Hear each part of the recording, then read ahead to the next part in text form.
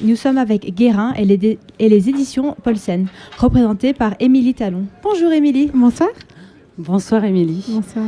Alors l'aventure des éditions Guérin commence et puis ensuite Guérin devient édition Paulsen, c'est ça? Michel Guérin et Frédéric Paulsen se rencontrent en 2005. Ils partagent aussitôt leur amour pour l'aventure et les livres. Pour Michel Guérin, lui, il avait déjà créé sa maison d'édition 10 ans plus tôt, d'un catalogue d'une centaine de livres rouges, on les connaît bien, dont les récits qui peuplent l'imaginaire des montagnards. Et pour Frédéric Paulsen, le rêve était d'aller encore plus loin, de s'aventurer vers les immensités des régions polaires qu'il aime parcourir, qu'il veut préserver. Aujourd'hui, les émissions Paulsen poursuivent le travail de Guérin en publiant des récits de ceux et celles qui se frottent au monde et qui voyagent autour de la planète. Leur ligne éditoriale se développe autour de la biographie, enquête, exploration en tout genre. Guérin continue de proposer des grands textes de montagne et de trail, tandis que la collection Démarche invite des romanciers à partager une aventure. Exactement. Émilie Talon, vous êtes correctrice et vous travaillez à la boutique. Oui. Et vous venez aujourd'hui nous parler un petit peu de la boutique, justement. Oui. Et puis plus précisément des rencontres organisées. Bonjour Émilie. Bonjour. Alors peut-être juste préciser qu'à la boutique, je travaille avec Lorraine Afanassieff, qui est bien la responsable notamment de l'événementiel chez Guérin Paulsen. J'ai la chance de travailler avec elle. Et oui, alors je suis venue pour parler des rencontres. Avant cela, juste pour parler en deux mots de la boutique. Oui, justement, je voulais savoir ce qui faisait déjà la spécificité de Guérin et des éditions Paulsen. Pour vous, qu'est-ce qui est vraiment spécifique? Alors, c'est une maison qui en fait est ouverte à tous. Ça, c'est la première chose à dire, je crois. Il n'y a pas du tout besoin d'être un spécialiste de la haute montagne, un alpiniste de haut niveau ou un amateur d'aventure extrême pour pousser la porte de la boutique et entrer dans la maison d'édition. Ce qui fait sa spécificité, c'est le fait de rendre à tous accessible justement l'aventure sous toutes ses formes. Vous l'avez dit, on a Guérin avec les livres de montagne. Donc on peut aller au sommet de l'Himalaya avec Jean-Christophe Lafaille en lisant « Je vous écris de là-haut », qui est notre grand texte et image de Noël, par exemple. On peut vivre des aventures beaucoup plus farfelues avec Dominique Potard, qui nous invite avec le port de la mer de glace. Mais on peut aussi, vous parliez de la collection Démarche, traverser l'Espagne en vélo, la plaine madrilène en vélo, avec Marc Fernandez, par exemple, qui publie le nouveau western dernièrement. Ou alors aller jusqu'en terre Adélie, puisque vous avez dit l'amour de Frédéric Paulsen pour l'épaule, avec Vincent Munier, qui est un photographe animalier assez connu, et Laurent Balesta, voilà, qui ont fait un très beau livre qui s'appelle Adélie, où ils photographient ce qui se passe sur la banquise et sous la banquise. Voilà. C'est intéressant, du coup, il y a cette dualité. Il y a cette dualité dans ce livre-là, et je dirais que l'aventure est sans limite, et du coup, le champ des éditions l'est aussi. On va même jusqu'à l'espace, puisqu'on a fait un livre en lien avec Thomas Pesquet également. Donc la spécificité, c'est d'emmener le lecteur en le tenant par la main. Ça, c'est quelque chose qui était vraiment important pour Michel Guérin. C'est ça qu'il conseillait à ses auteurs en général. Il leur disait, il faut prendre le lecteur par la main, donc tout lecteur, pas nécessairement un spécialiste, pour l'emmener le plus loin possible. Voilà, je dirais que c'est ça. Et par contre, donc la boutique, elle est donc à Chamonix, plutôt bien placée, etc. Je sais qu'il y a des gens qui ont un peu les jetons de rentrer parce que il y a quelque chose qui fait un petit peu peur. Vous pourriez nous en parler un petit peu de la boutique et vous comprenez un petit peu l'appréhension de certaines personnes? Alors, je pense que c'est peut-être je sais pas, Guérin Paulsen est un acteur culturel de la vallée et que c'est peut-être la même problématique que pour les musées. Il y a des publics qui sont moins habitués à aller au musée, à passer la porte d'une boutique. Il faudrait pas, vraiment, on invite absolument tout le monde à pousser la porte et même si c'est pas pour acheter, à venir parler de nos livres. Voilà, alors c'est peut-être le côté très rouge justement, mais moi je me dis que ça fait un peu comme la corrida là, que ça devrait donner envie de foncer à tout le monde. Je ne sais pas si ça donne envie de foncer à tout le monde la corrida, personnellement moi non, mais il y a aussi quelque chose un peu peut-être qui peut sortir un peu élitiste. Non, je sais pas, ça vous parle pas ça? C'est peut-être une image qu'on a, et j'espère que l'émission de ce soir permettra de la casser. Justement, c'est ce qui était intéressant. Parce que c'est vrai que Michel Guérin a commencé il y a 25 ans donc par des très beaux livres avec un trait d'union, on est d'accord. Donc le livre accompagné d'iconographie, etc. Les textes et images qui sont des livres à 56 €. Donc le premier c'était Les Conquérants de l'inutile de Lionel Terray, le second c'était Les Carnets du vertige de Louis Lachenal. Donc peut-être que ces premiers titres ont donné une image très classe et effectivement, c'est assez classe. C'est très classe, Les éditions Guérin-Paulsen. Mais depuis, il y a eu bien d'autres formats qui sont adaptés à tout le monde. On a la petite collection, par exemple, qui est un format de petits livres entre, je dirais, 12 et 15 euros, qu'on peut glisser dans son sac à dos, qu'on retrouve dans les refuges. Donc c'est vraiment ouvert à tous. C'est ouvert à tous. Ouais. Voilà. D'accord. Mais peut-être c'est aussi l'emplacement de la boutique qui fait ça, parce que comme elle est un petit peu en retrait, peut-être, je ne sais pas, mais en tout cas on a des gens qui conseillent à tout le monde de venir et de pousser la porte, en tout cas, et de venir vous rencontrer, parce que vous êtes tellement super dans cette boutique et très agréable. Que ça vaut le coup. Il y a plusieurs collections du coup. Voilà. Vous pourriez m'en parler un petit peu ? Bien sûr, il y a 3 collections. La première n'est pas... On évite de parler de collection parce que c'est le cœur de la maison d'édition, c'est Guérin. Oui. Donc c'est plus une marque, dit Charlie Buffet, qui est son directeur littéraire. Donc Guérin, c'est l'héritage de Michel Guérin d'abord, et c'est la continuation. Alors après Michel Guérin, il y a eu Marie-Christine Guérin qui s'en est occupée, ensuite Christophe Rella, aujourd'hui Charlie Buffet, et plein de petites mains, je ne les cite pas tous, mais évidemment c'est toute une équipe. Et Guérin donc traite de la montagne. Alors vous avez parlé un petit peu du trail, mais c'est aussi toujours de l'alpinisme, qui était le point de départ. Cependant qu'aujourd'hui, une de nos meilleures ventes, c'est Born to Run de Christopher McDougall, donc une bible du trail. Du trail, oui, bien sûr. Et puis voilà, toutes les aventures en montagne, c'est Guérin. Ensuite, il y a Démarche. Donc là, c'est tout type d'aventures, d'itinérance, toujours à la première personne du singulier. On fait 95% de vécu. C'est essentiellement du récit chez nous. Et là, on invite plutôt des grandes plumes à écrire. Le premier, celui qui a inauguré cette collection Démarche, c'est Jean-Christophe Ruffin avec le pèlerinage de Saint-Jacques-de-Compostelle, Immortelle randonnée, Compostelle malgré moi. Et puis ça continue aujourd'hui. Je vous parlais de Marc Fernandez, mais on a aussi Irène Frein qui a fait Je te suivrai en Sibérie. D'autres gens, par exemple, je pense à La mer des cosmonautes de Cédric Gras. Là, Cédric Gras part sur un brise-glace en Antarctique. Donc tout type d'itinérance littéraire. Et dernière collection, la collection Exploration ou Paulsen Paris, elle a plusieurs noms. J'ai envie de dire, c'est un petit peu tout le reste. Aventure maritime avec Autissier, Orsena, des gens comme ça. Polaire, aéronautique, spatiale. Voilà, on essaye de faire le tour de l'aventure. Eh bien, avant que vous nous présentiez aussi tout le programme qui est assez chargé chez Guérin, vous avez plein de rencontres à nous proposer. On va écouter un petit peu de musique. Vous êtes sur Globule Radio 90.5 FM. Vous pouvez aussi nous retrouver sur notre Facebook Live sur la page Globule Radio Chamonix. Nous sommes actuellement avec Émilie Talon. Alors Émilie Talon, elle travaille chez Guérin et aux éditions Paulsen. Et puis en cette deuxième partie d'interview, j'avais envie qu'on parle un petit peu des rencontres, parce que vous organisez des rencontres qui sont vraiment géniales. C'est normalement Lorraine Afanassieff qui les organise. Donc c'est vous qui êtes venue ce soir pour nous en parler et on vous remercie de vous être déplacée. Alors je crois que la première rencontre, c'est le Tigre de Katmandou de Michel Pessel et ça sera le samedi 1er à 18h, c'est ça ? Exactement, c'est-à-dire demain. Eh bien c'est ça, c'est déjà demain. C'est déjà demain. Donc on présentera ce livre qui s'appelle Le Tigre de Katmandou de Michel Pessel, qui a d'abord été écrit en anglais, c'était Tiger for Breakfast en anglais. Donc ça vous donne une idée du personnage dont il va être question, qui est Boris Lysanevitch, qui est un Russe un petit peu fou, qui est en fait le premier à avoir fait un hôtel un petit peu plus pour les Occidentaux à Katmandou, dans la Katmandou des années 50. Merci. Dans la Katmandou des années 50, qui était autre qu'aujourd'hui. Et du coup, on retrouve vraiment toute cette ambiance dans son livre, assez exotique, assez cool. Et lui, Boris Lysanevitch, qui était à la fois chasseur de tigres, danseur de ballet, enfin bref, un personnage haut en couleur.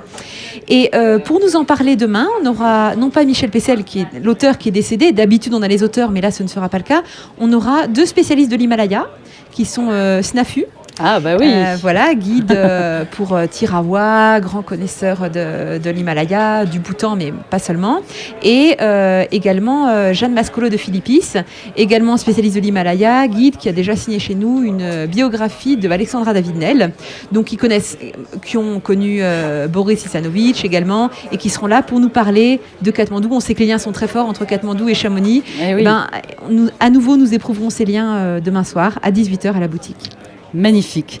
Alors, il y a une deuxième rencontre. On dit des rencontres, on est d'accord, oui, tout à fait. Oui, qui va se passer au Majestic, celle-là. Alors ça va être une grande rencontre. Ça sera le 5 août à 20h. C'est « J'ai pu devenir milliardaire ». J'aurais pu devenir milliardaire et j'ai choisi d'être vagabond. Alors, Tout à fait. Ce sera une rencontre d'abord avec le public, mais aussi entre deux grands auteurs en réalité.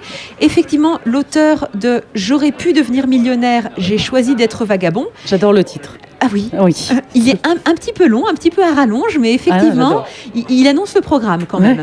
Ce jeu de « J'aurais pu devenir millionnaire », c'est celui de John Muir, dont c'est la biographie en fait.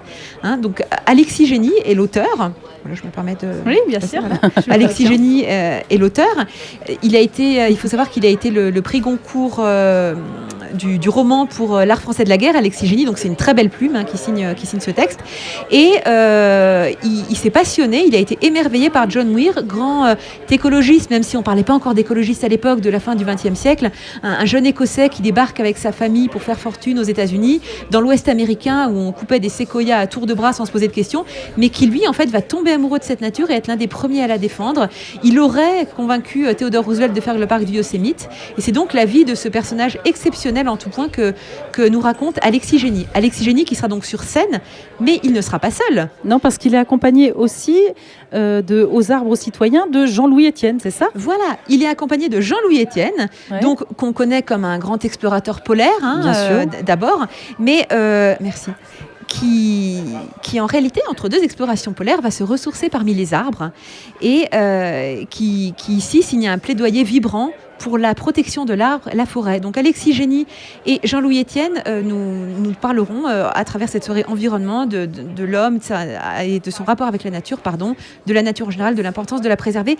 Et pour être un peu raccord avec votre témoignage précédent, est-ce que je peux me permettre de vous lire un minuscule passage? Bien sûr. Est-ce que vous voulez qu'on vous tienne votre micro pendant que vous lisez, ou vous arrivez à tout faire en même temps? Vous êtes trop forte. Je vais essayer et puis on verra. On s'essaye, jamais, allez-y, je vous en prie. Donc en fait, pour Aux arbres citoyens, dans lequel Jean-Louis Etienne dit que l'arbre est peut-être l'avenir de l'homme, il commence par ouvrir son texte par une citation de Chico Mendes, donc un militant.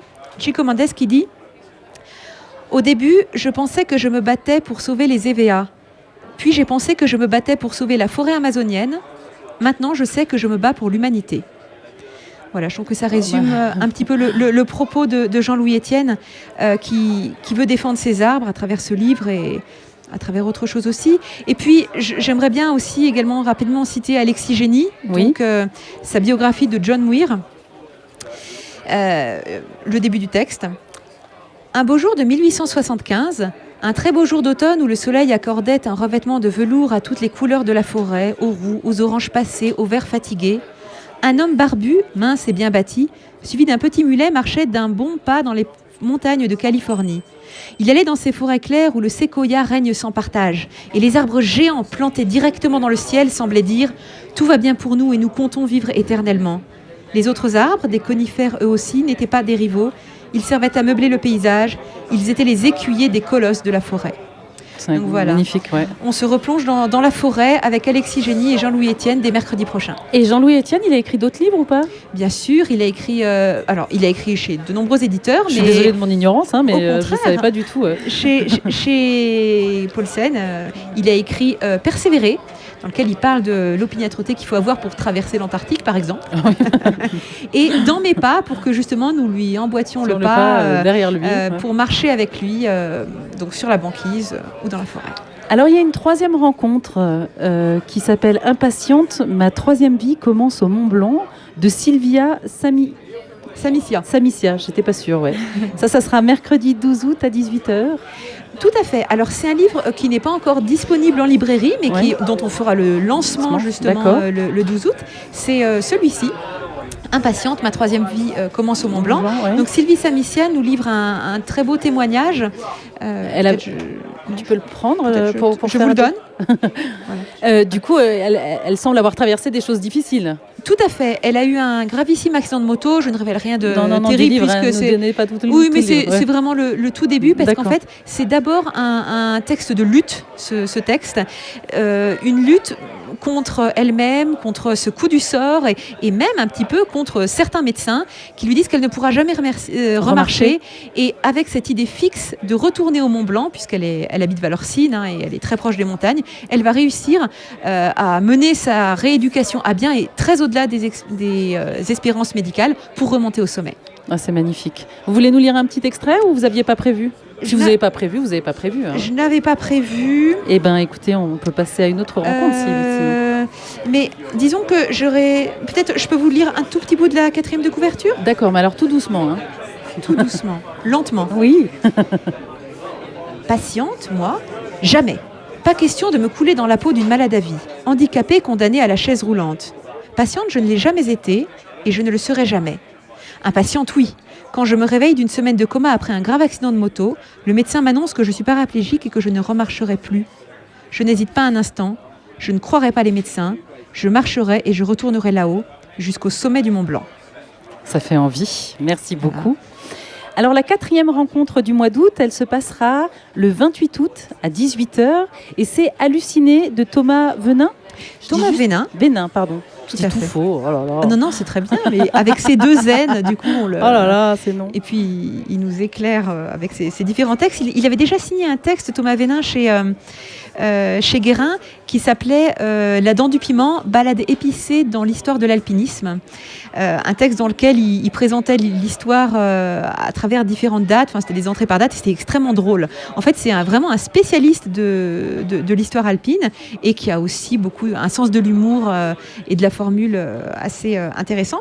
Et là, il revient avec ce 2e texte qui s'appelle Les Hallucinés, dans lequel il relate différentes histoires d'hallucinations à très haute altitude, puisqu'on le sait, ces grands himalayistes qui partent sur les 14 000 ou ailleurs vivent des choses et ont des visions un petit peu étranges quand ils sont au sommet. Ils n'ont d'ailleurs pas besoin de faire les 14, un seul ça suffit. Oui, parfois. un seul ça suffit, même à 7000 c'est déjà pas mal. Ouais. Et typiquement Jean Troyet qui voit des congélateurs au sommet de l'Everest quand il fait sa sieste avec Loretan au sommet de l'Everest, là les congélateurs c'était des séracs en vrai. Voilà, c'est juste un exemple. Et donc Thomas Venin a décidé de se pencher sur ce phénomène à travers différentes histoires. Je n'ai pas le texte avec moi, je n'ai pas le livre avec moi parce que c'est pareil, il n'est pas encore sorti, mais il le sera bien sûr pour la soirée à laquelle vous êtes tous invités. Eh bien, c'est magnifique. En tout cas, on vous remercie beaucoup, Émilie Talon, de vous être déplacée. On embrasse très fort Lorraine. On lui souhaite aussi un prompt rétablissement pour sa cheville, je crois. Tout à fait, on l'embrasse. Et puis, donc, vous suivez toute l'actualité de Guérin sur le site ? Alors, sur le site, également dans le calendrier culturel de l'Office du tourisme de Chamonix, on met toutes nos rencontres. Sur Globule Radio. Sur Globule Radio, avant toute chose. Mais vous pouvez également passer nous voir à la boutique pour nous demander quand est-ce que ce sera, tout simplement. Ah oui, il y a un accueil qui est vraiment formidable. N'hésitez pas à aller les voir et pousser cette porte.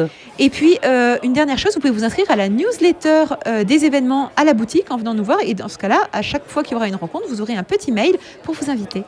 Un grand merci. Et pour le moment, on écoute ça. Merci. Je